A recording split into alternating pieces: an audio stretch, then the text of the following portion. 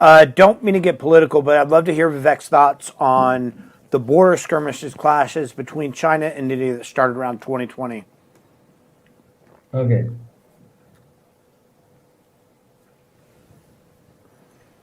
What do I think about?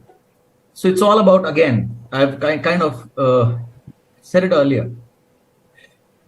It's somewhere in the nature of human beings to kind of judge, the baseline. The judgment starts with a sense of insecurity. This is mine, that is yours. 2000 years ago it was like this, 200 years back this was mine, that was yours, etc., etc., etc. Human beings living at a lower sense of consciousness, dividing themselves into various penny packets and fighting with each other, right? And deploying their highest capability, their highest sense of potential, which is coming out of insecurity. That is why it is so lethal, why it's so deadly, and why it is so distasteful, right? Where it's just distasteful. Just imagine, like, you and me, we're just regular human beings, right? You feel hungry, you feel the need for happiness, you feel the need for love, you feel the need to be with your family, you feel to do something meaningful in your life. When you're on your deathbed, it won't make a tack of a difference to you whether you are at the end of life. All of these things don't make any sense. Since they don't make sense at the end of life, when you have clarity that you're going to go away now, they shouldn't be making sense while you're living. So now when you translate that into simple thing, what do I think about it?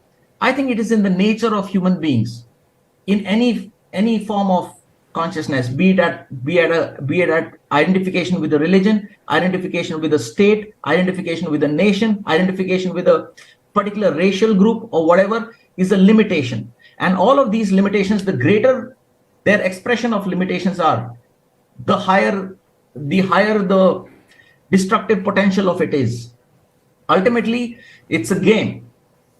It's a game in which you see these players playing out their various parts. That's how I see things, personally speaking. Can India and China really afford to go to war? I don't think so. I don't think anybody can afford to go to war really go to war in today's day and age. Right? Especially big markets, especially neighbors, India and China. It's like one body, and wearing a shirt and a trouser, right? And the shirt is telling the trouser that, I'm better than you, and the trouser is telling the shirt, I'm better than you. But actually, they need to be together, right? So ultimately, these are just, little games being played by big gods,